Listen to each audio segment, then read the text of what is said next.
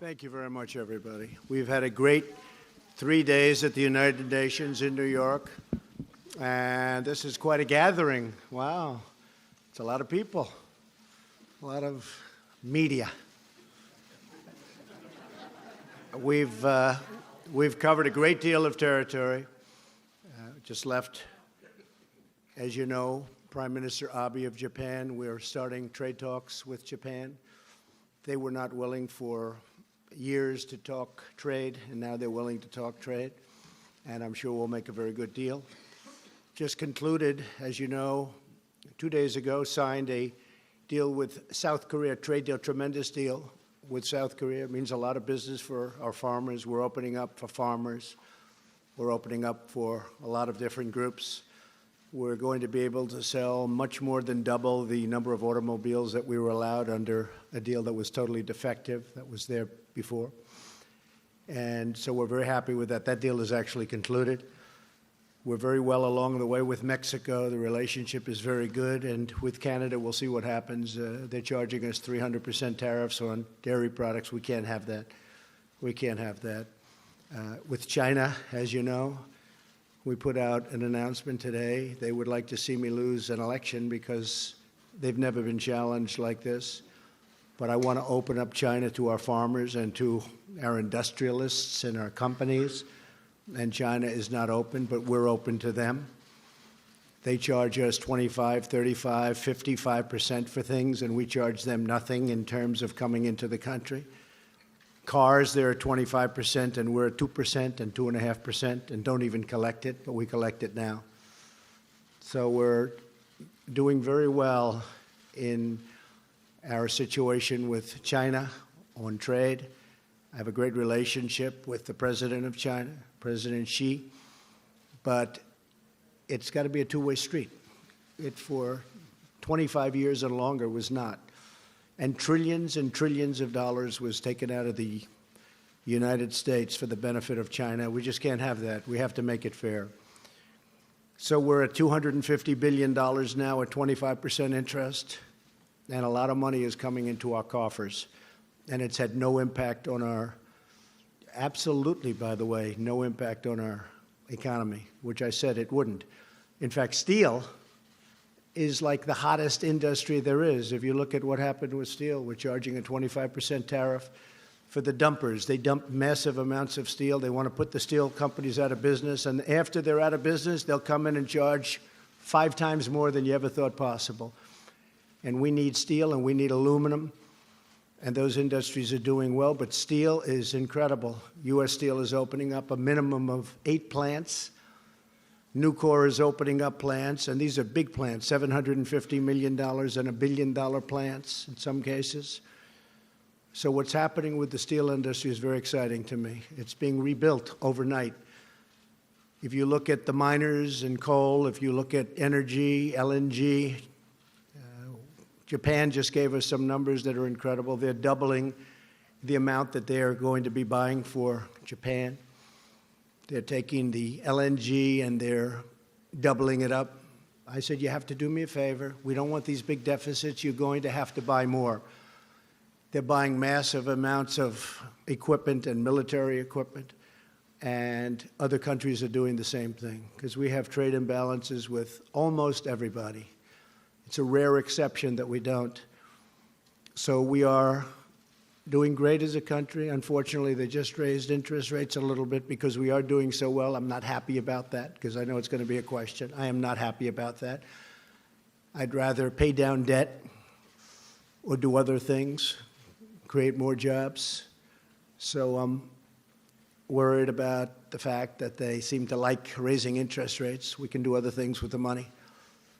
But they raised them, and they're raising them because we're doing so well. You know, we're doing much better than I had projected in terms of when I was campaigning. I said we were going to do this, and we're doing much better than anybody ever thought possible. And I will say if others got in, it would have been just the opposite because they were going to put restrictions on, they were going to put regulations on. They were going to choke the economy as it was already choking, but it would have been worse. And they were going to raise your taxes. That's what they want to do now if they ever got control which I don't think they'll have control for a long time. So with that being said, we'll take some questions. And yes, please. John, go ahead. We have plenty of time. Mr. President, thank you very much. Of course, what you're looking forward to tomorrow is the hearings with Judge Kavanaugh before the Judiciary Committee. Yes. In 1991, when Joe Biden passed along to the Bush 41 White House the allegations that Anita Hill had raised against Clarence Thomas, the Bush White House asked the FBI to look into it as part of Judge Thomas's background investigation. Not a criminal investigation, but the background investigation. When these allegations were raised, why didn't this White House do the same thing? And with all of the allegations that are coming out now about Judge Kavanaugh, was there an opportunity missed here to have investigators look into this and get some sort of clarity one way or the other? Well, the FBI told us they've investigated Judge Kavanaugh 6 times, 5 times, many times over the years. They know him very well. But here there was nothing to investigate from at least one standpoint. They didn't know the location. They didn't know the time. They didn't know the year. They didn't know anything. And it's like, where do you go? Also, it's not for the FBI. If you look at what Joe Biden said, he said they don't do this. And he said it very clearly. So I think when you really look at it all, it's not going to change any of the Democrats' minds. They're obstructionists. They're actually con artists because they know how quality this man is, and they've destroyed a man's reputation, and they want to destroy it even more. And I think people are going to see that in the midterms, what they've done to this family, what they've done to these children, these beautiful children of his, and what they've done to his wife. And they know it's a big, fat con job. And they go into a room, and I guarantee you, they laugh like hell at what they pulled off on you and on the public. They laugh like hell. So it wouldn't have mattered if the FBI came back with the cleanest score, and you understand that very well, John. If they would have come back with the most perfect, we found everything, and he's perfectly innocent of everything, it wouldn't have made a difference. You wouldn't have gotten one vote. Now, we will get votes from the Democrats if we win. You'll have 3, 4, or 5 Democrats giving us votes because they're in states that I won by 30 and 40 points, and they're going to give us votes. But other than that, you probably won't get any, John. Yes, go ahead, please. Mr. President, there are now 3 women accusing Judge Kavanaugh of sexual misconduct. Are you saying that all 3 of those women are liars? Is there anything that could be said at this hearing tomorrow that could cause you to withdraw the nomination? Anything at all that... I won't get into that game. I only tell you this. This is one of the highest quality people that I've ever met.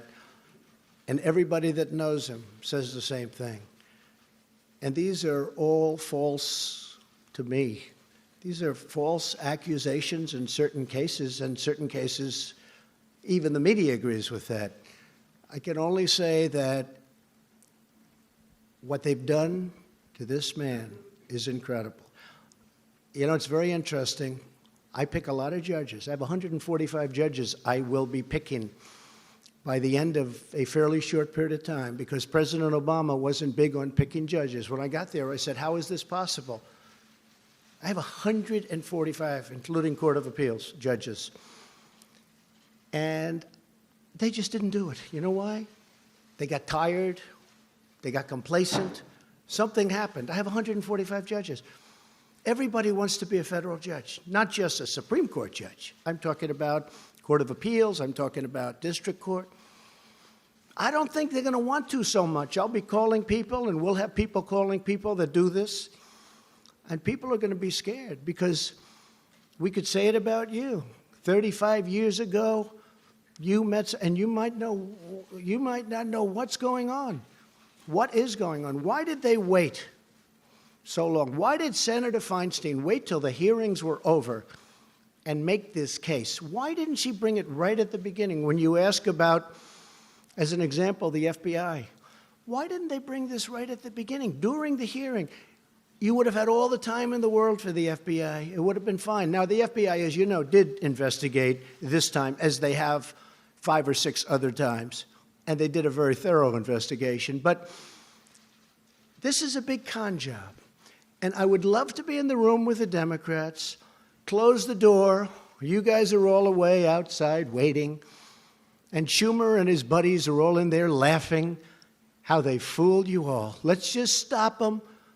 A big fat con. Yeah, go ahead. But Mr. President, if I could follow up, you have daughters. Can you understand why a victim of sexual assault would not report it at the time? Don't you understand? By the way, I only say this.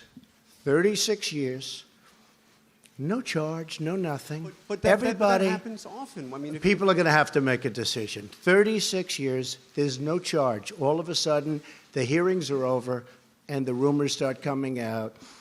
And then you have this other con artist, Avenatti, come out with another beauty today. I only say that you have to look at the facts. The senators are very capable people. They're very good people. I know many of them. They're friends of mine. These are very talented, very good people. And they're going to vote. They're going to have to believe what they believe. When I look at what's happened to the reputation of a great gentleman, a great intellect, a brilliant man, somebody that has a chance to be one of our great Supreme Court justices in history, intellectually, I think it's a shame. Yes, please. Yes, Mr. President, my name is Tomas Regalado from Radio and TV Marti. Mr. Okay. President, yesterday at the speech at the UN, you spoke about how Venezuela's problem was because of Cuba and the Castros, how they went in there and they brought socialism and communism to Venezuela and now to Nicaragua as well. Mr. President, are you going to be more proactive now against Cuba as well? I've been very proactive against Cuba. I don't like what's happening in Cuba. As you know, President Obama gave them a pass, and I didn't like it. Neither do Cuban people based in Miami and based in our country that came from Cuba and suffered in Cuba. I don't like what he did. I've ended much of it, most of it. I don't like what's happening in Cuba, and I certainly don't like what's happening in Venezuela. Yes, Mr. please. President. Go ahead. Mr. President, just to finish really fast, you said also that you had a call to action to ask the leaders around the world to also end socialism. Would you like to be recognized as a Well, I person wouldn't that- say that socialism has been working really well around the world. Okay, you can take a look at Venezuela as your number one, I guess the one that's most obvious. But you take a look around the world, socialism is not exactly riding high. Please, Thank you, Mr. President. go ahead. Thank you very much. If you don't mind, after I'm finished, if Ouija or Hallie or Vivian or one of our female colleagues could go after me, that would be great. Mr. President, just to follow up on these allegations against Brett Kavanaugh. What does he mean by that? Explain. What Well, does I that think mean? I think it would be great if a female. What does it mean? reporter- No, what does it I think mean? It would be great if a female reporter would ask you a question about this issue. So if you don't mind, I wouldn't can mind pass that it. at all. No, All wouldn't right. mind it at all. All right. Well, let me. If I could Wouldn't make follow any up- difference to me. All right. Go ahead. If I could follow up on John and John's question, why is it, Mr. President, that you always seem to side with the accused and not the accuser? You have three women here who are all making allegations, who are all asking that their stories be heard. And, you know, if you look at the case of Roy Moore, if you look at the case of one of your staffers, you seem to time and again side with the accused and not the accuser. Is that because of the many allegations that you've had made against you over the years? Well, first of all, I wasn't happy with Roy Moore. Let's get that straight. But Roy Moore was a stood by him. Republican candidate, and I would have rather had a Republican candidate win. I was very happy with Luther Strange, who was a terrific man from Alabama, but Luther Strange had a lot of things going against him. As far as women, whether it's a man or a woman, these are, you know, it can happen the other way. Allegations can go the other way also. You understand that. And whether it was a man or a woman, 30 years ago, 36 years ago, in fact, they don't even know how many years ago because nobody knows what the time is. That's a long time. And I could pick, as an example, hopefully I won't have to do it as a replacement, because hopefully this is going to go very well on Thursday. It's going to go very well on Monday or Saturday or Sunday or whenever they vote. But I could pick a woman, and she could have charges made from many years ago also. But don't you And understand, I sir, would that look many at of the these, character. many of No, these what I have to accusers do. are reluctant to come forward. You've raised doubts about these accusers. Many of them I don't think reluctant people to are come reluctant to forward. come forward. They're going to have a chance to speak at a. They have a major you're chance to saying speak. why Excuse 35 me. years later? They have a major chance to speak, and it will be tomorrow, I assume. We've delayed this, meaning the Republican senators, not me. The Republican senators have delayed this for weeks now. They're giving the women a major chance to speak. Now, it's possible I'll hear that and I'll say, hey, I'm changing my mind. That is possible.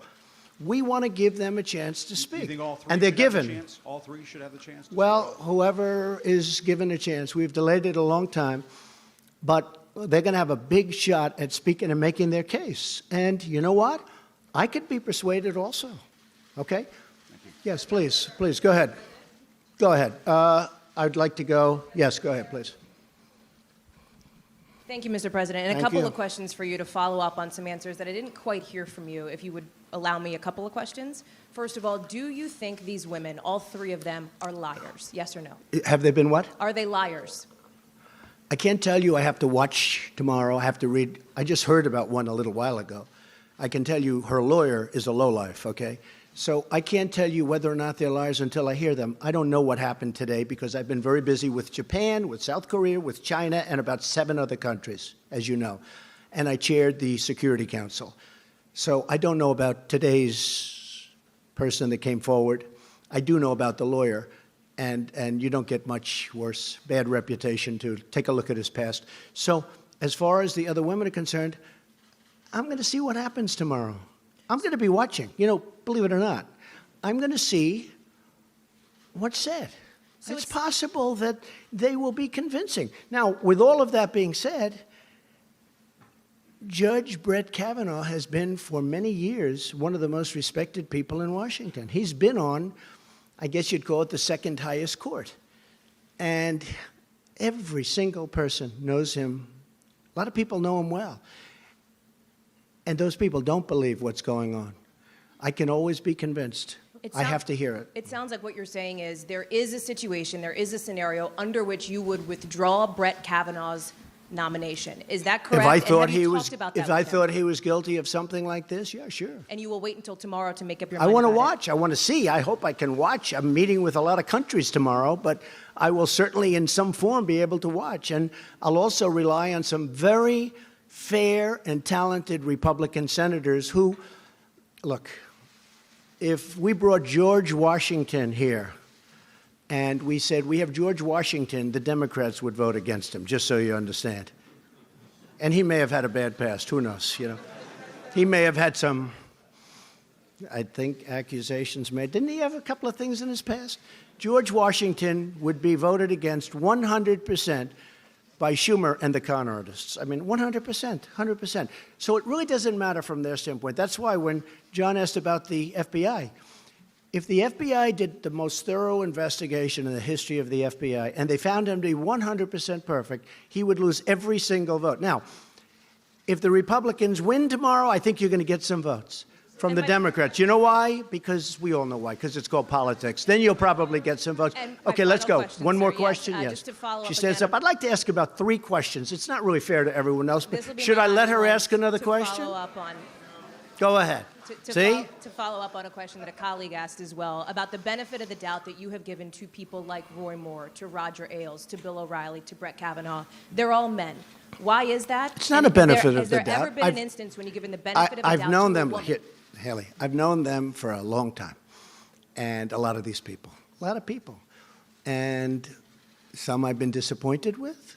I have been disappointed with some. Others, there are charges that are pretty weak. But I've known people for a long time. I never saw them do anything wrong. I never saw them do anything wrong. And there are some that probably I agree. I can tell you there are some that I've been watching for a long time. And in a couple of cases, they weren't Republicans. In a lot of cases, they were not. They were exactly the opposite. But I've been watching them for a long time. And I knew for a long time these were not good people, and they were never brought up. Okay, yes, ma'am, go ahead. Thank you very much, by the way. Thank you. Thank you very Thank Mr. you. President. When the allegations first surfaced, you initially said how important it was for Dr. Ford to testify and that you wanted to hear from her. I do. But I wish you it could have also- gone quicker. Well, you also said that if what she said were as bad as she claims, surely her or her parents would have reported it. And just today you said you would Well, have there is a pushed truth. the- I mean, there is Well, a chance that her parents could have reported it 36 years ago. So my question is... It doesn't mean they had to report it because in some instances people keep it quiet. It's a very tough situation for a woman. There's no question about it. And in some cases they do report it. Frankly, had they reported it, it would have been pretty amazing, wouldn't it? But I guess they didn't, and that's okay. I'm not saying they had to report it because it's a very personal thing. It's a very big problem. There's no question about it. Go ahead. Do you want to hear her story before I'd like you to hear draw her story, yeah. conclusion, Well, we're or giving her have you time. already made up your mind? They would have given her time last week. This is the United States Senate. This is the most important position that a president can give out. I think we can say by far. I've actually heard it's the most important decision a president can make.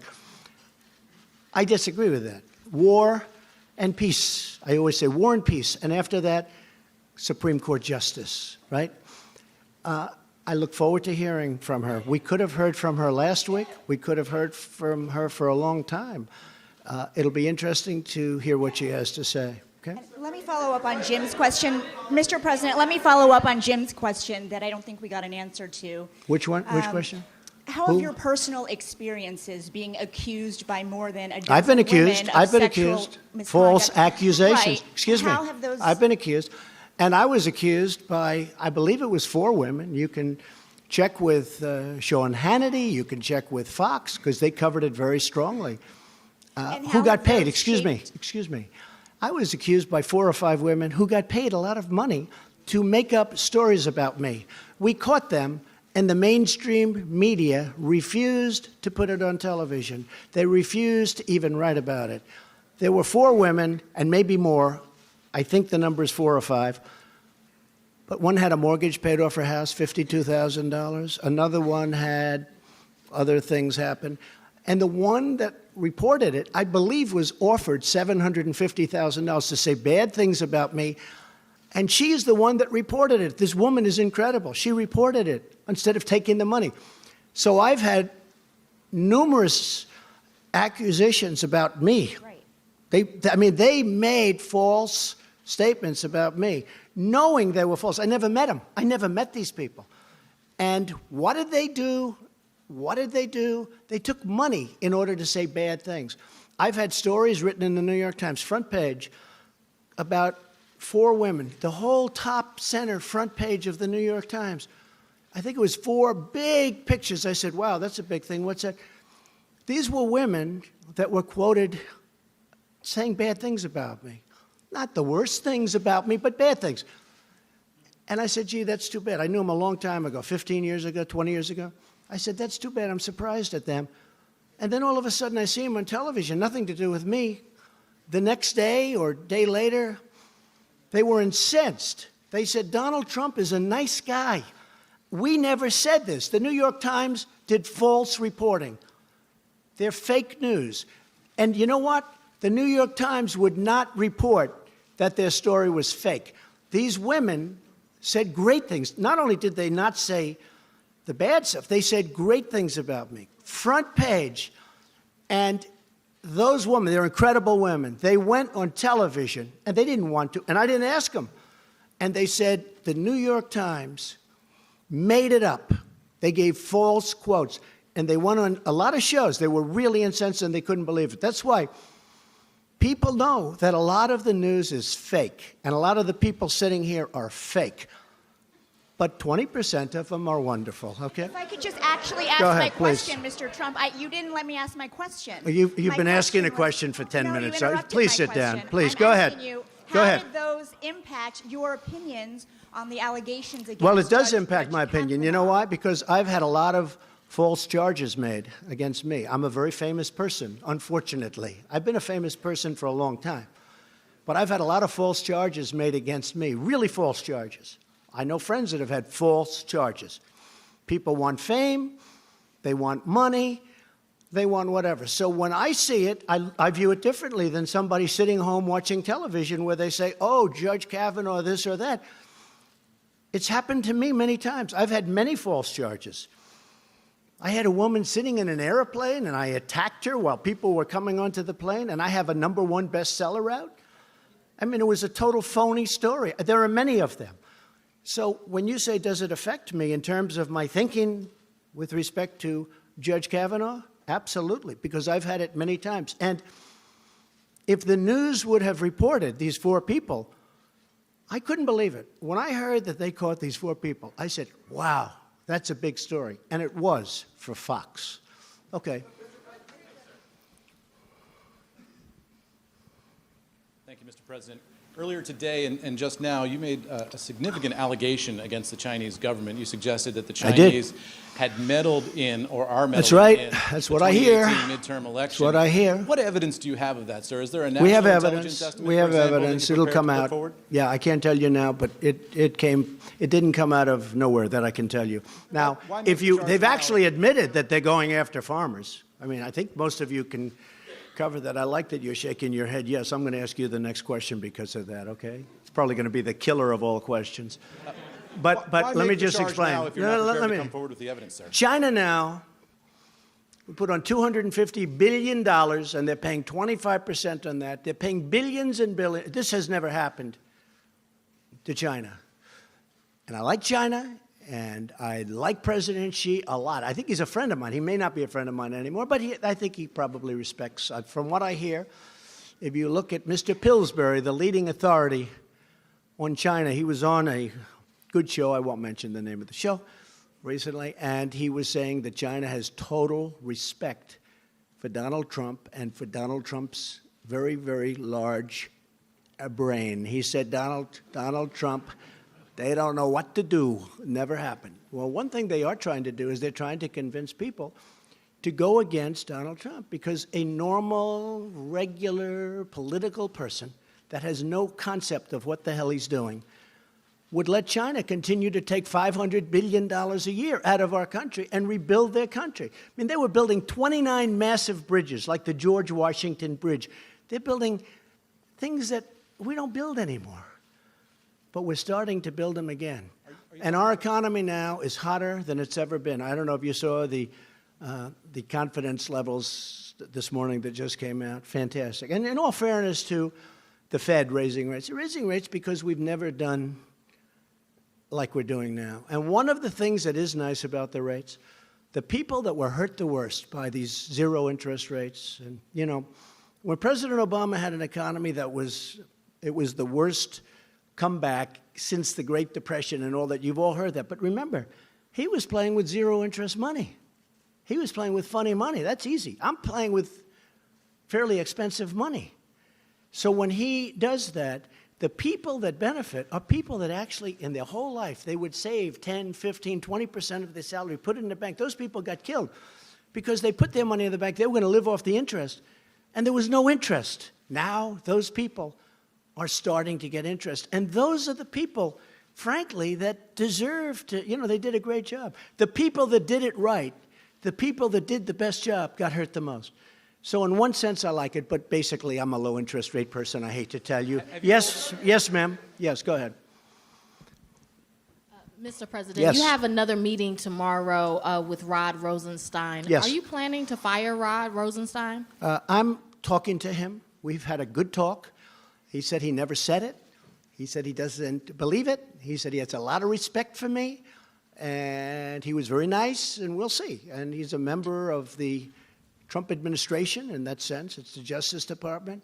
I would certainly prefer not doing that. There was no collusion. There was no obstruction. I mean, unless you call obstruction the fact that I fight back, I do fight back. I really fight back. I mean, if you call that obstruction, that's fine.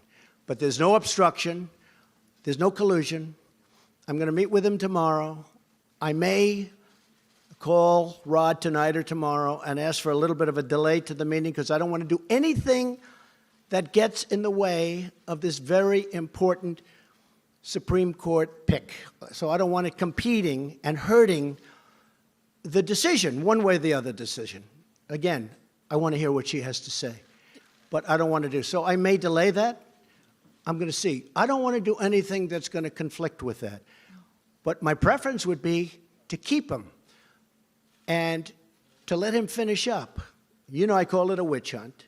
And it is a witch hunt. If you look at the FBI statements with Strzok and his lover, Lisa Page, if you look at all of the things that have gone on in the FBI, if you look at McCabe taking $700,000 from a Hillary Clinton PAC, essentially run by Terry McAuliffe, who's her best friend in the world, and he gives them hundreds of thousands of dollars. And he's in charge of her campaign, and his wife is getting all of this money to run. She lost.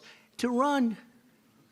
I mean, what's going on? If you look at the horrible statements, like, way to go, Page, great story you put into a newspaper, essentially, now we'll go and investigate that group. It's terrible. We have caught people doing things that are terrible. I would much prefer keeping Rod Rosenstein. Much prefer. Many people say I have the right to absolutely fire him. He said he did not say it.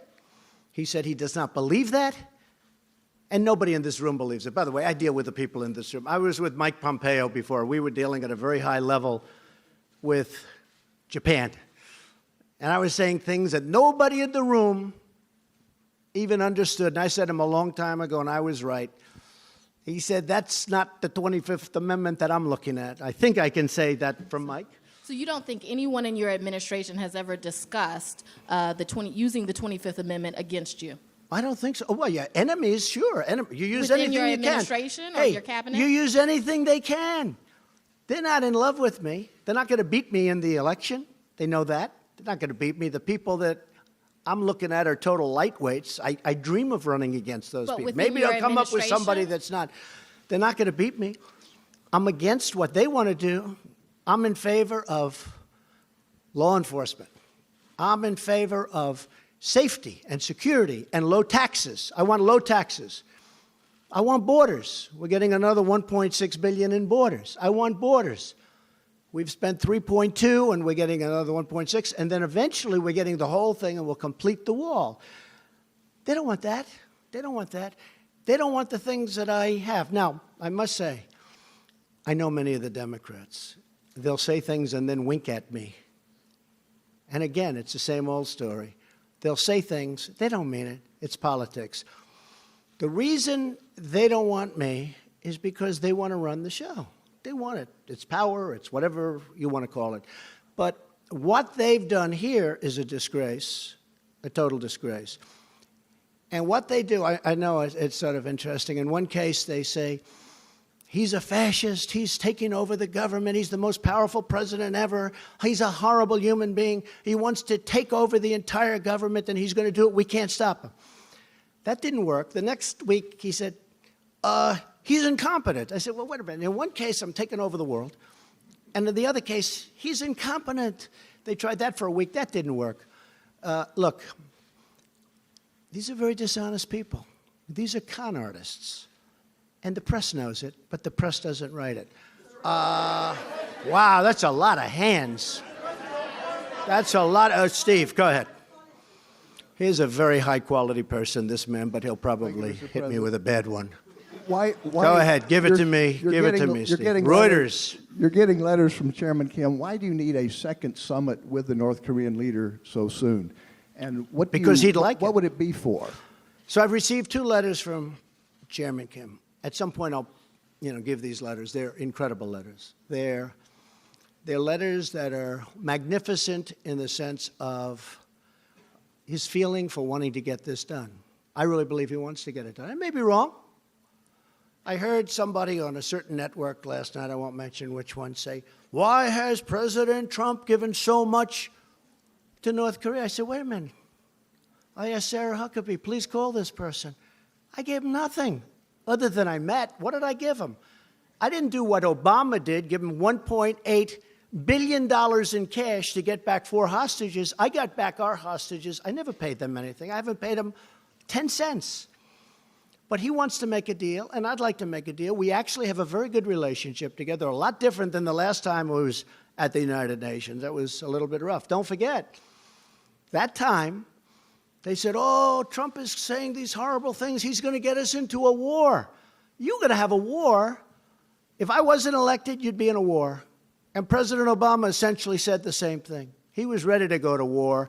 You would have had a war and you would have lost millions, not thousands. You would have lost millions of people. Seoul has 30 million people, 40 miles and 30 miles from this very dangerous border.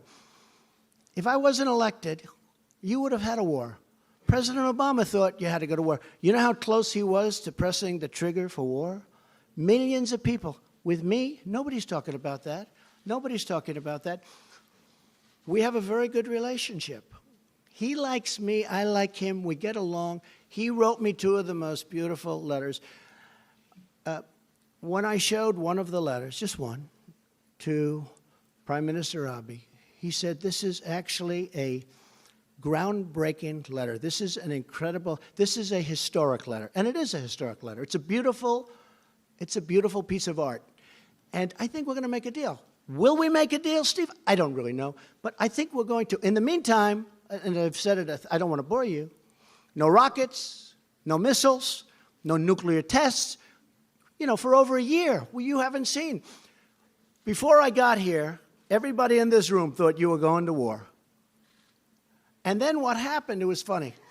They said he was terrible. He was so rough with Chairman Kim Jong-un. He was so rough. It's terrible. He's going to cause.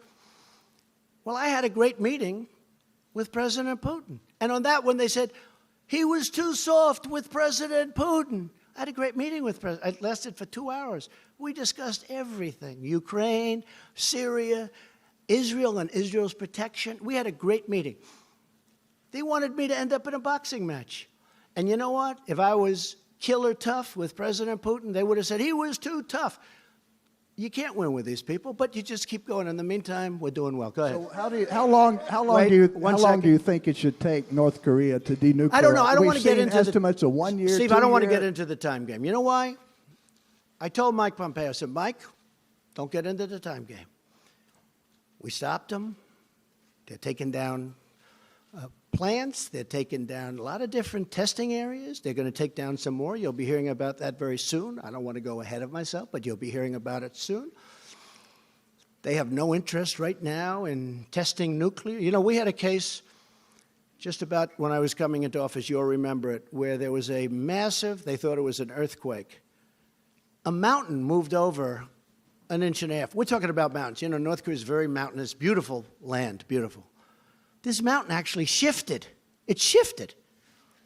And somebody thought it was an earthquake. And then they found out, no, this was nuclear testing. Shifted a mountain. I'm talking about serious stuff, serious size. When I came in, and certainly before I came in, and even at the beginning of mine, because when I was having rhetorical contests, really, I guess you could call it, with Chairman Kim, which we both smile at now and we laugh at, but everybody thought that was a horrible thing.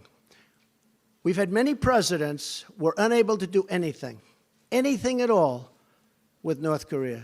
We now have a good relationship. We have a good relationship. And most importantly, all of the things that you've been hearing about, the horror stories, in my opinion, they're gone. Now, could they start up again? Yes. I'm a deal guy. Could they start? Yeah. Could be that we don't work it out. I think, I have it right here. I think that what we've done behind the scenes, which nobody really knows about, and I don't blame you for not knowing about, personal letters, private letters, but saying they want to get it done. We know much more than the media for a change, much more. But if you saw what's going on behind the scenes, I think you'd be very impressed. We were a country going to war. I really believe that President Obama would admit that he said it's by far his biggest problem. When I sat with him prior to going into office, he said to me that's by far the biggest problem. And he said to me that he was very close to going into war. And millions of people, not, they say, oh, thousands of people. No, not thousands. Millions of people would have been killed. And that could have left, right next to China, you're right. That could have been a world war very easily.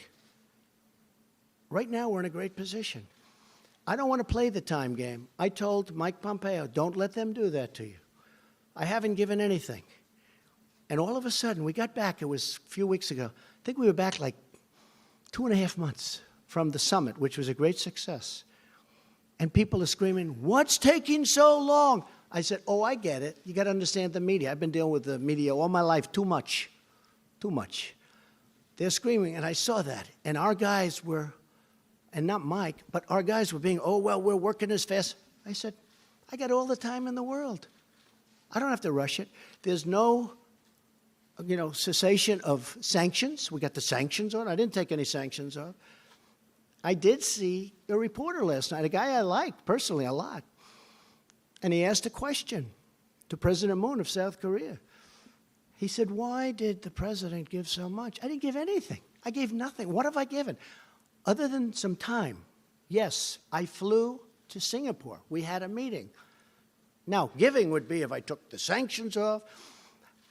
I didn't want to do, if you asked General Mattis for 1.5 years, I said, why don't we stop these ridiculous, in my opinion, the military games. I call them the military games. If I told you how much those games cost, and frankly, I told South Korea, you should be paying for these games. We pay for them. They say, well, we fly the planes in from a short distance away. I said, where is that? Guam. Oh, how long a trip is that? 7 hours. Oh, great. We're flying these massive bombers and everything. I've wanted to stop this for a long time. I consider that an asset. But we're saving, by the way, just for the taxpayer, we're saving a fortune. And if we need them, we can start them up immediately. If I think we need them, I'll start them before the generals will start them. The fact is, this reporter said that. I said, what have we done?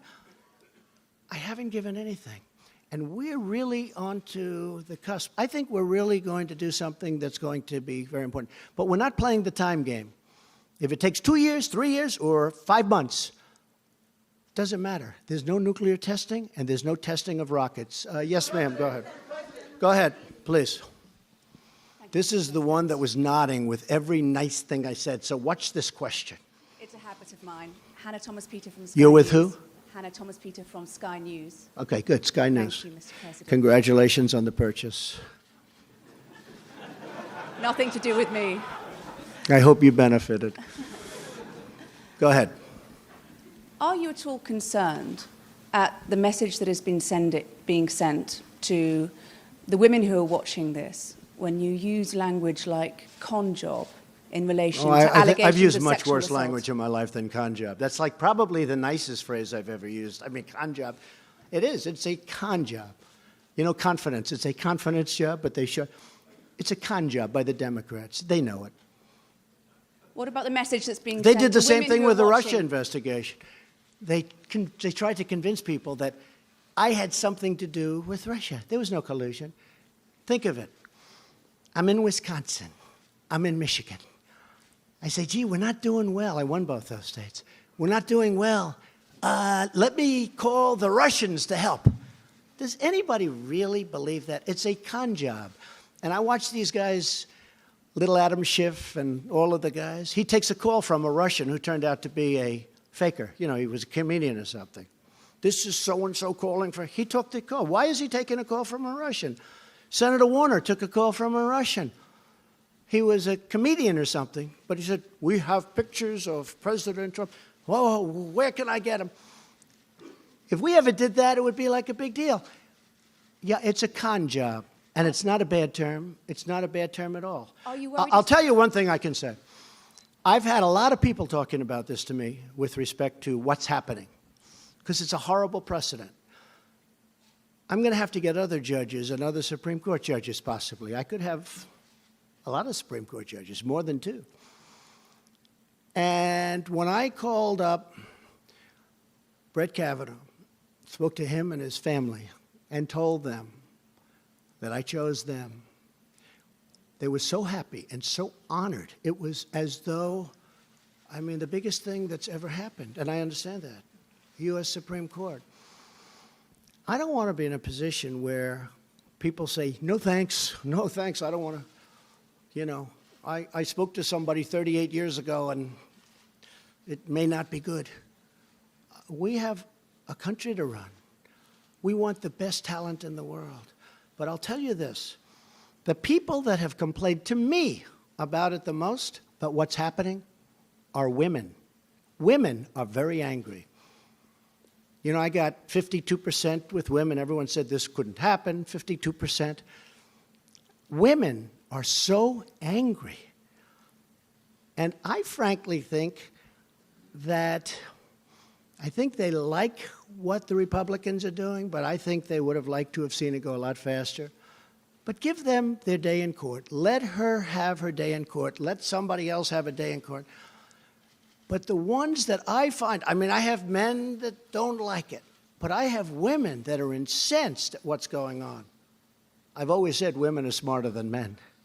I've said that a lot, and I mean it. But women are incensed at what's going on. Yes, go ahead. Go ahead. Go ahead. Go ahead in the back. Who are you or where are you from?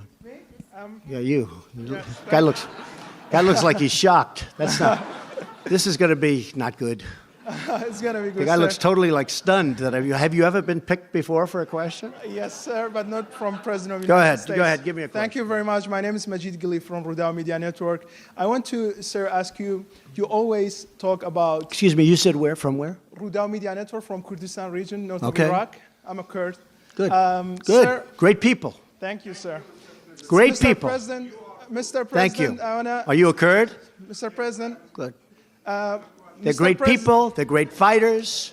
I like them a lot. Let's go. I like this Mr. question President, so far. you always say you support your allies. Kurds right now, after the defeat of ISIS, are under a lot of pressure in Syria and in Iraq by many adversaries. It's true. What will you do to elevate their position, to support them, in order after they help the United States to defeat ISIS? Well, we are helping them a lot, and we've been very friendly with them. And as you know, we've fought side by side. And we have defeated ISIS, essentially, a very short while ago in the Middle East. And we did it with a lot of help from the Kurds. And they're great fighters. You know, some people are great fighters and some people aren't. The Kurds are great fighters, and they're great, great people. And we're discussing that situation exactly right now. What will you do to support them, sir? Well, in Iraq I'm just and telling you, Syria? we're going to be discussing that situation. We have already started discussing that situation, but we have had tremendous support from the Kurds in defeating ISIS. And okay? about Syria, sir, in your speech you did not mention... Yes. Go. Uh-oh. You don't need it. Mr. President, Susan Lee from Fox Business. Did you reject a one-on-one meeting with the Canadian Prime Minister Justin Trudeau? Yeah, I did. Why? Because his tariffs are too high and he doesn't seem to want to move, and I've told him forget about it. And frankly, we're thinking about just taxing cars coming in from Canada. That's the mother lode. That's the big one. We're very unhappy with the negotiations and the negotiating style of Canada. We don't like their representative very much. They've taken advantage. I love Canada, by the way. I have so many friends. I have everybody. It's so many friends. But that has nothing to do with this. I'm representing the United States. Mexico was totally, I mean, they were great. By the way, the new president has been great. The deal is done. Now it has to go through Congress, and, you know, a lot of things have to happen. But we've done, Bob Lighthizer, who's here someplace. Where's Bob? Bob Lighthizer has done a great job of negotiating, as they have. But the deal is done. It's And up to Mr. Congress. President- But Canada has treated us very badly. They've treated our farmers in Wisconsin and New York State and a lot of other states very badly. Dairy products, 300%. 300%. How do you sell a dairy product at 300%? The answer is you don't. What it is a barrier. It's basically they're saying, we don't have any barriers. By the way, it's 300%, so you don't send it in because you can't compete. So Canada has a long way to go. I must be honest with you. We're not getting along at all with their negotiators. We think their negotiators have taken advantage of our country for a long time. We had people that didn't know what they were doing, and that's why we had, over the last 5 or 6 years, if you average it out, we had $800 billion a year in trade losses. It's ridiculous. It's not going to happen. What about NAFTA? Sir, Mr. President, NAFTA. What go ahead. does that mean for NAFTA? Will you be pulling out of NAFTA? I don't like NAFTA. I never liked it. It's been very bad for the United States. It's been great for Canada. It's been great for Mexico. Very bad for Will us. you pull out of the I'm not going to use the accord? name NAFTA. I refuse to use it. I've seen thousands of plants and factories close. I've seen millions of jobs lost to auto companies that moved. I mean, Mexico has 25% of our auto business now because of NAFTA. Under our deal, it's not going to happen anymore. I hate to tell you, it's not. We're going to keep companies. And I told the Mexicans, I said, we have to keep companies, but they're getting a lot also. They're getting other things. They're getting a lot of good things. Mexico made a very good deal. But with Canada, it's very tough. What we're doing is, if we made a deal with Canada, which is a, good chance still, but I'm not making anything near what they want to do. But are you going to notify Congress of what pulling we're out of probably NAFTA? going to do is call it the USMC, like the United States Marine Corps, which I love. General Kelly likes it even more. Where's General Kelly? He likes that. USMC, which would be US, Mexico, Canada. But it'll probably or possibly be just USM. It'll be United States and Mexico. Yes or no? Are you Canada will come along. Now, if Canada doesn't make a deal with us, we're going to make a much better deal. We're going to tax the cars that come in. We will put billions and billions of dollars into our treasury. And frankly, we'll be very happy because it's actually more money than you can make under any circumstance with making a deal. Okay? Good job, too. You do a very good job. Really good. Yes, please, Mr. Kurd. Go ahead. Thank you very much for your time, Mr. President. Two quickly questions. What will be the USA relations with the Kurds? Oh, I thought I just answered that. Post-ISIS. And Okay, we're trying to get along very well. We do get along great with the Kurds. We're trying to help them a lot. Don't forget, that's their territory. We have to help them. I want to help them. Go ahead. What's next? They fought with us. They fought with us. They died with us. They died. We lost tens of thousands of Kurds died fighting ISIS. They died for us and with us and for themselves. They died for themselves. But they're great people. And we have not forget. We don't forget. I don't forget what happens someday later, but I can tell you that I don't forget. These are great people. Okay. Yes, ma'am, please. About Iran, Mr. President, about Iran, one question. What is your clear plan to stop Iranian influence in Iraq, in Syria, and especially in Iraq? Boy, I think you've seen that. I must tell you, I don't mind your question, because that happens to be, I'll get to in 1 second. Thank you. I think there's been no greater change, other than maybe China, because China, unfortunately, their markets have dropped, would you say 30% in the last 4 months, right? I think I watched you recently when you said that. I said, I think she's wrong. I think it's actually 32, but that's okay. But a lot. There's been no, other than maybe that, but even that, because China is a very special place. And Iran is a very special place. But I think there's been no country that's changed so much as Iran.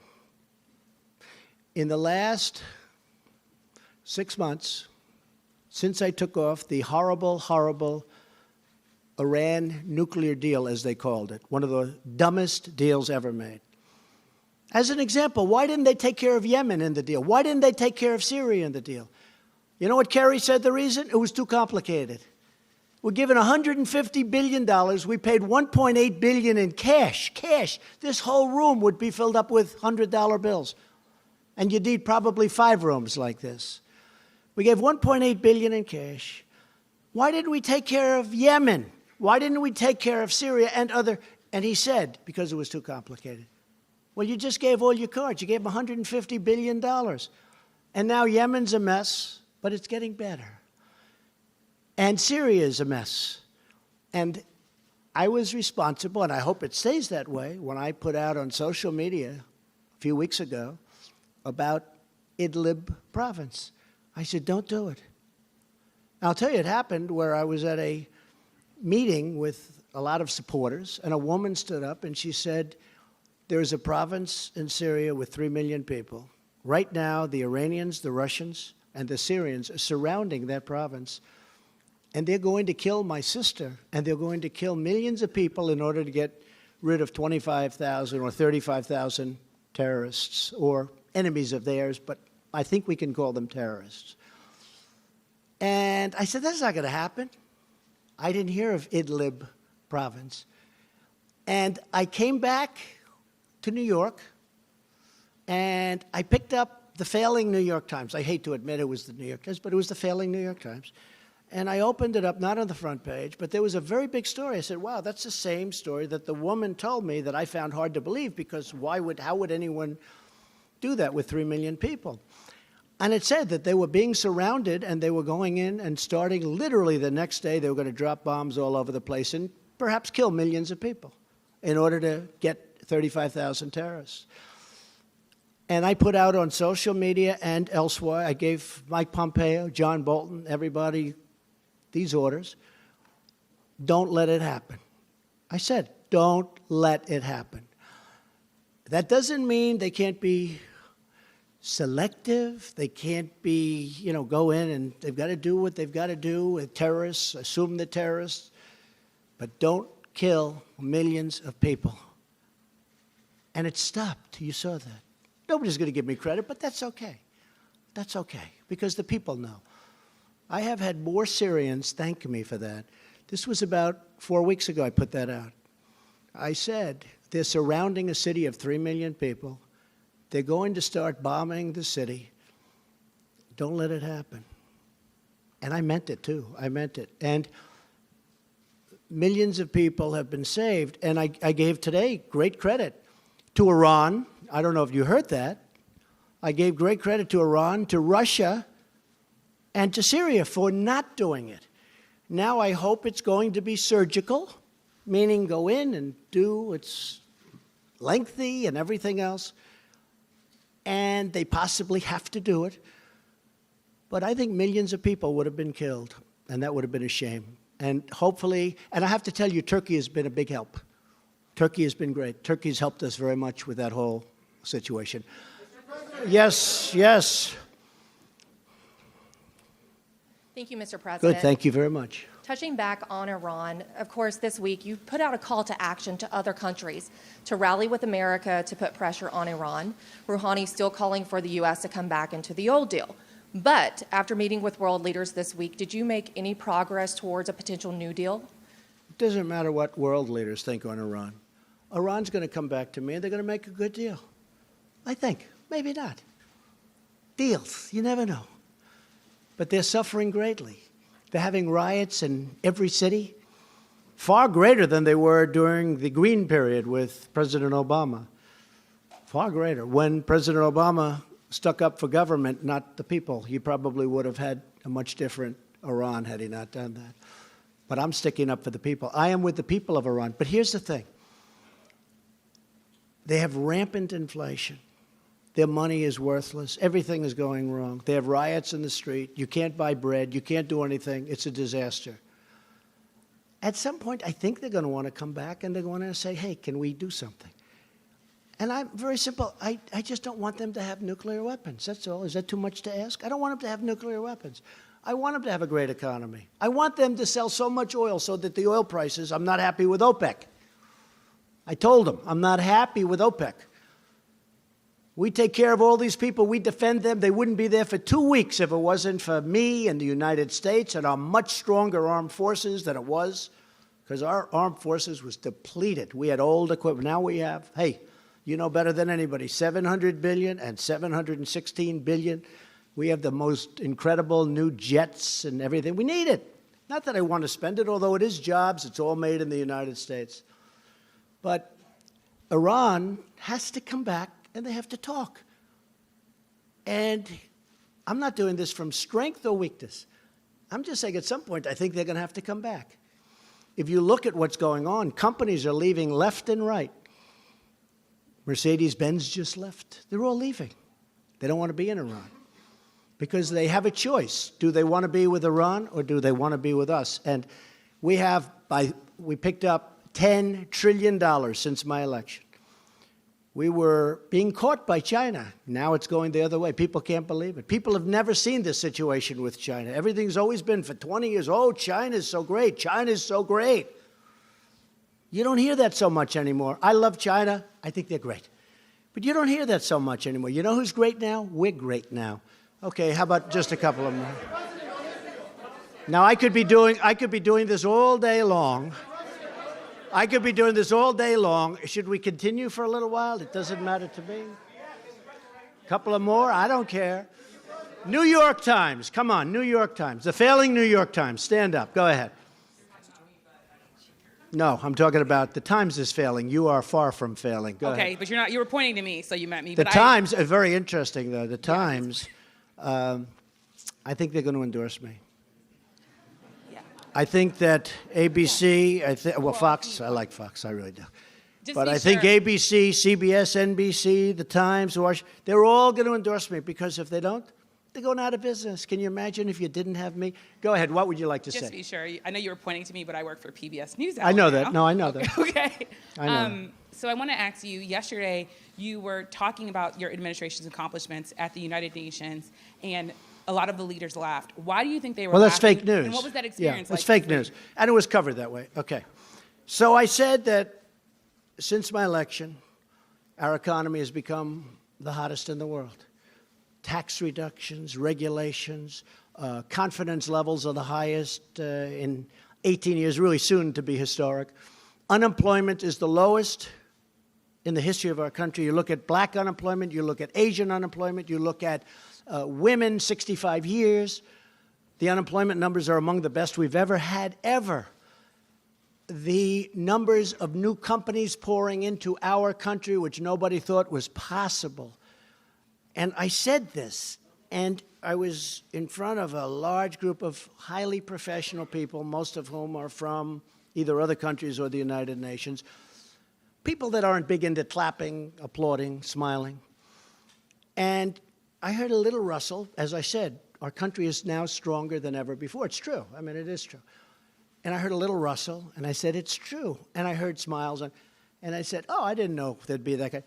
They weren't laughing at me. They were laughing with me. We had fun. That was not laughing at me. So the fake news said people laughed at President Trump. They didn't laugh at me. People had a good time with me. We were doing it together. We had a good time. They respect what I've done. The United States is respected again. The United States was not respected. Everybody was taking advantage of us, from jobs and taking our companies and not paying the price to so many other things, even military protection. I told a number of countries over the last few days, I said, listen, you're a very rich country. We protect you. Without our protection, you would have real problems. You would have real problems. I said, you should reimburse us for this protection. Why are we protecting you? And do you want to know what they said? After about 2 minutes of talking, they agreed with me. And you can ask this group of very talented people. They agreed with me. But they said, one of them said, but Mr. President, nobody ever asked us for that. They never asked us for that. Nobody's ever said, you should pay. These are really wealthy countries. I mean, I'll be honest, I just asked Japan. I said, we're defending you. You're a very wealthy country. You're sending us millions of cars. You're making a fortune. We have a tremendous trade deficit with you. And we're defending you, and we're subsidizing your military with a massive amount of money. I said it to South Korea. We have 32,000 soldiers in South Korea. They're very wealthy. These are great countries. These are very wealthy countries. I said, why aren't you reimbursing us for our costs? And you know what? They look at me, and they can't even answer it, because there's no answer. If they're a poor country and they needed protection and people were going to die, I'm all for protecting them. I don't want 10 cents. But when wealthy countries that have massive trade surpluses with us, massive, and then on top of that, we're paying for their military, or we're paying for a lot of their military, that doesn't work. How about 2 more and we'll call it? Mr. President, really quickly, and Mr. President, you said you feel a kinship. You said you feel a kinship with Brett Kavanaugh, and Mr. President, really quickly, you said you felt a kinship with Brett Kavanaugh. You said that you also, your false allegations that you feel like were made against you make you feel like you don't want to believe these women. What message do you think No, I didn't say that. Why do you say that? Please Fake news. Why did I say that? Well, can you please explain then what you Excuse were me. talking about in your And by own the way, I false think you do a very good allegations? job, but I didn't say that. I do watch you, and I think you do a very good job, but I didn't say that. So could you explain I what you said, meant? exactly, I look forward to watching her. I do want to hear what she says. And maybe she'll say, I could be convinced of anything. Maybe she'll say something. But in the meantime, I have to tell you, he's one of the highest quality human beings. He's a tremendous man. He's a tremendous genius. He's a great intellect. He was, I believe, #1 at Yale. Is that a correct statement? Number So you one in don't his feel a class kinship at with Yale. He was a great student in law. He was, you know, I've heard his name. I didn't know him. Didn't know him. Until this whole thing, I didn't know him. But I heard his name for 10 years. And you know how I heard his name? Everybody was saying he should be on the Supreme Court. I said, who is he?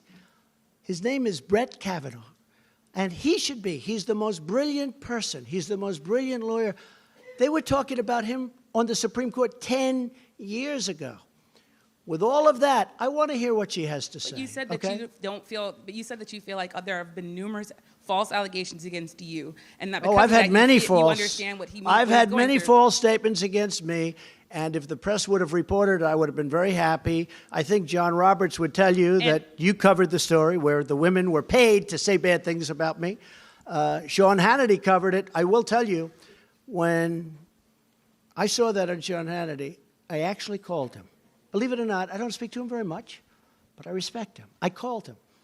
I said, this is the biggest story. This is a big, big story. He agreed with me. The next day I picked up the papers. There wasn't one word about it. The next day I watched ABC News, John. I watched NBC. I watched CBS.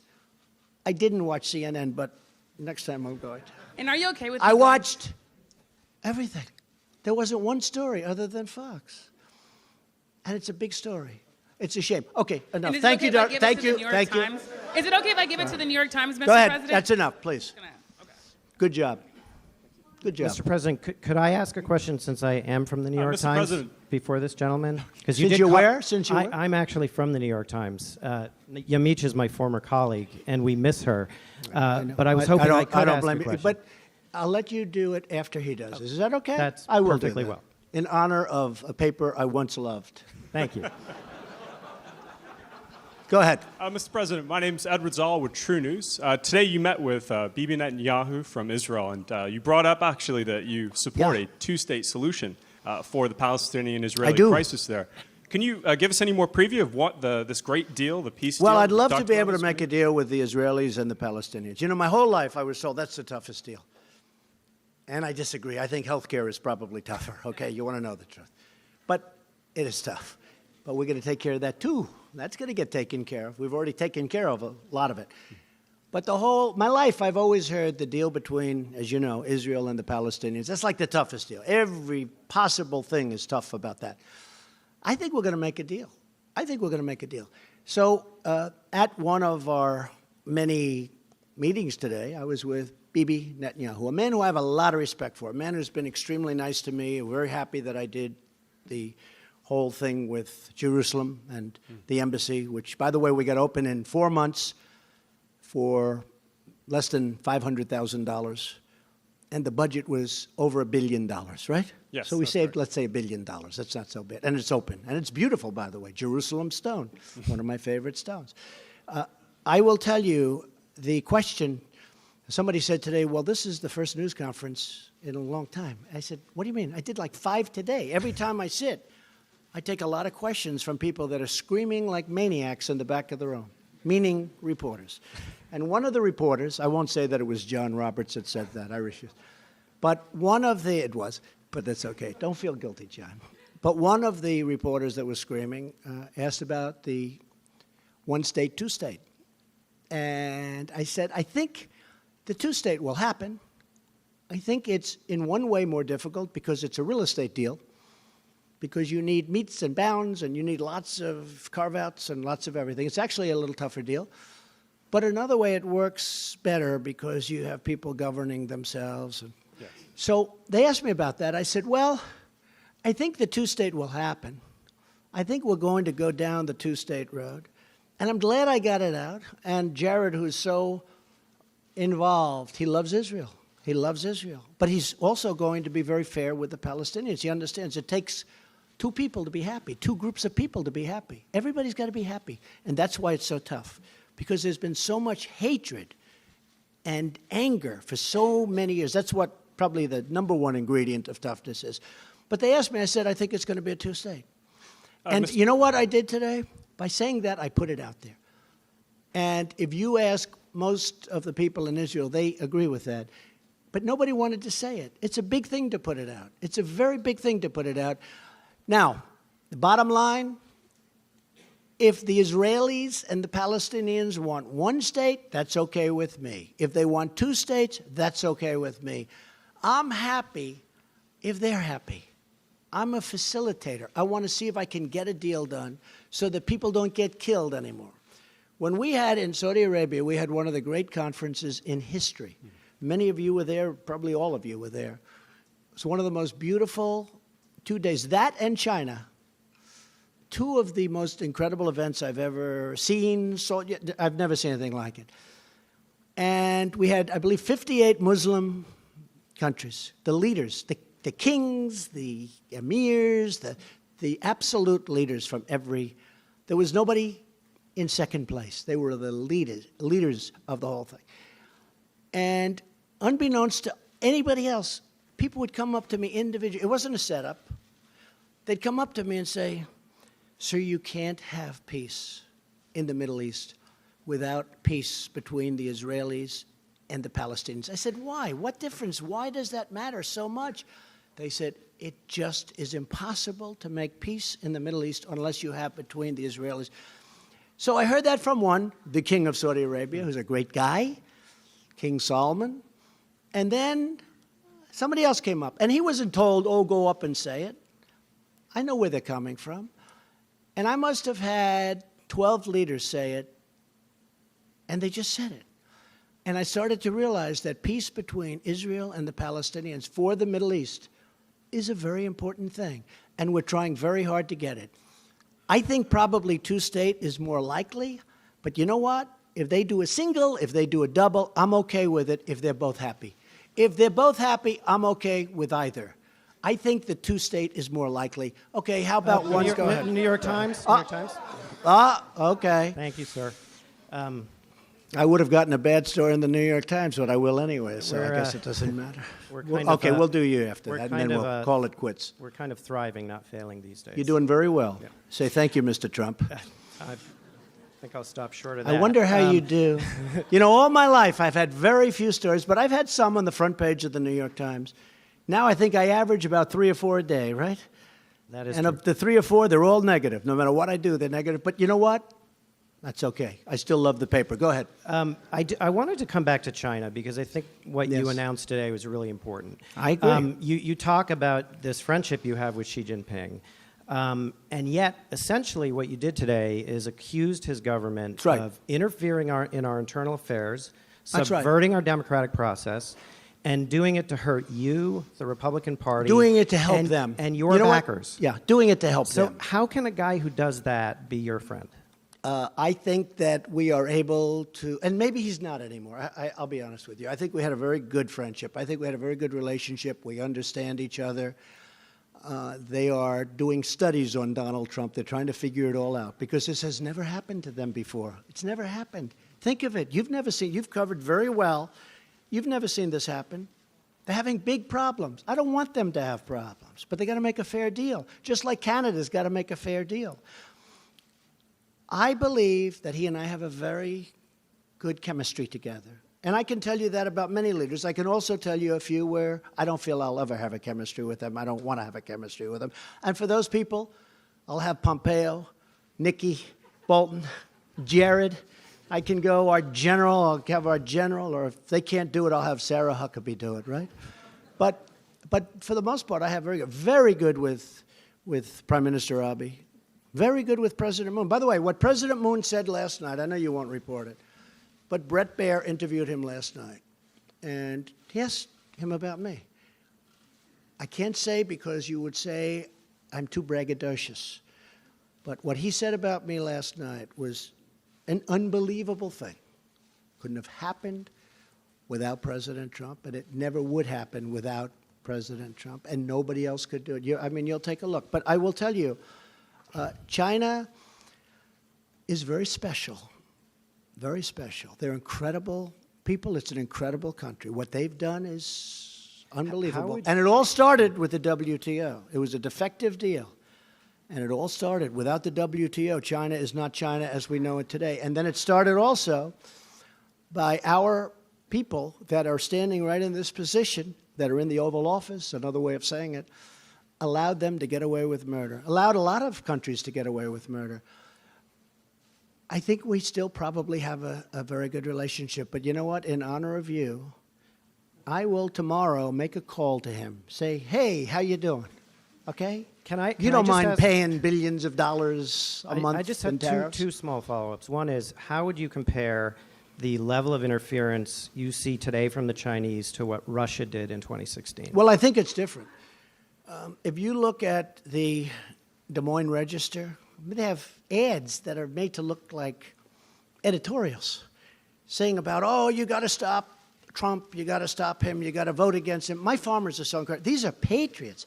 You know, on a network that doesn't like me very much, which is most of them, but a network that doesn't really treat me very good, they interviewed farmers.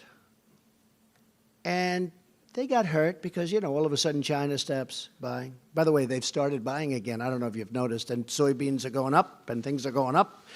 And we've had very little hurt from what I've done. In fact, the markets have gone up and the farmers are going to do great. But ultimately, they had farmers, and these guys are amazing. I love them. And they voted for me and they love me. And they said, we don't care if we get hurt. He's doing the right thing. And you know, a lot of people, it's a complex game. A lot of people don't know exactly what it is. They don't know how to define tariff. They don't know it is really different than a tax, although it's getting close. But they know that for the first time in many, many years, they have a president that's fighting for them, that's not letting their jobs be taken to other countries, that's not allowing the kind of abuse that I mean, when you look at what happened as an example with NAFTA, and for years, because it was never changed, NAFTA was a defective deal the day it was signed. You know why? Because they had a VAT tax of 17%, and nobody from this country knew that. And by the time they found out, which was about a week later, nobody went and changed it. So you went many years, and they never changed it. There was a VAT tax that Mexico got. So we were 17 or 16 points behind before we even started. NAFTA was a horrible thing. So the farmers, and by the way, the steel workers, you know, I stopped the dumping. The dumping was horrible. And now if they want to dump, that's okay, but they've got to pay the United States of America 25% on everything they dump. That's okay. But as I told you before, steel is doing phenomenally well. But the farmers say, this man's fighting for us. No president has ever fought for us before. And you really have to study what's happened over the 15 years with the farmers. The farmers have been decimated over a 15-year period. They've been decimated. The farmers are going to come out great. These are great people. They're great, great patriots. I think we should finish with that one. Is that okay? Okay. Go ahead. Let's go. Fast. Sure. Always like to finish with a good one. Elton John said, when you hit that last tune and it's good, don't go back. Well, let me ask have you ever seen? They do great, they're great, they hit the last tune, everyone goes crazy. Then they go back for an encore, right? And they don't hit it. And they leave, everyone leaves. They said, that wasn't a very good concert, was it? Let's go. Well, I'll ask you one final question. Don't make me wrong, go ahead. Ahead of tomorrow's hearing. Because you were asked earlier in the news conference by Say it again. About the hearing tomorrow. You were asked earlier in the news conference by my friend from Sky News about the message that you are sending to the women of the country. Right. What about the message that you may be sending to young men? You're a father. What does this moment that we're in, the cultural moment... It's a very big cultural moment. Right. So what messages do you have for the young men of America? You're right. I think it's a great question. This is a very big moment for our country. Because you have a man who's very outstanding, but he's got very strong charges against him. Probably charges that nobody's going to be able to prove. So I could have you chosen for a position. I could have you, anybody. And somebody could say things, and it's happened to me many times, where false statements are made. And honestly, nobody knows who to believe. I could pick another Supreme Court justice, I could pick another one, another one, another one. This could go on forever. Somebody could come and say 30 years ago, 25 years ago, 10 years ago, 5 years ago, he did a horrible thing to me. He did this, he did that, he did that. And honestly, it's a very dangerous period in our country. And it's being perpetrated by some very evil people. Some of them are Democrats, I must say, because some of them know that this is just a game that they're playing.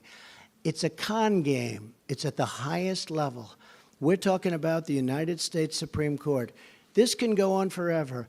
I can pick 5 other people. At a certain point, people are going to say, no, thank you. This is the most coveted job probably in the world. And you know what? I would honestly say, because I interviewed great people for this job. He's great. But I interviewed other great people for this job.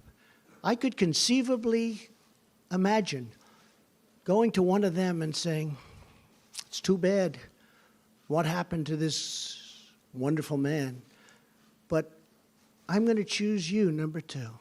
I want you to go. And I could conceivably be turned down by somebody that desperately wanted this job 2 months ago. So With this respect, is, and this is beyond Supreme Court. Right. There's nothing beyond Supreme Court. This is beyond Supreme Court. This is everything to do with our country. When you are guilty until proven innocent, it's just not supposed to be that way. Always I heard, you're innocent until proven guilty. I've heard this for so long, and it's such a beautiful phrase. In this case, you're guilty until proven innocent. I think that is a very, very dangerous standard for our country. With that being said, I look forward to what she has to say. I also look very forward to what Judge Kavanaugh has to say. I think it's going to be a very, very important day in the history of our country. And I want to thank you all. Sir, We'll do it again. The message to young Thank men, you. sir, Thank you young very men, much. young teenage Thank you very men, much. nothing to say, sir?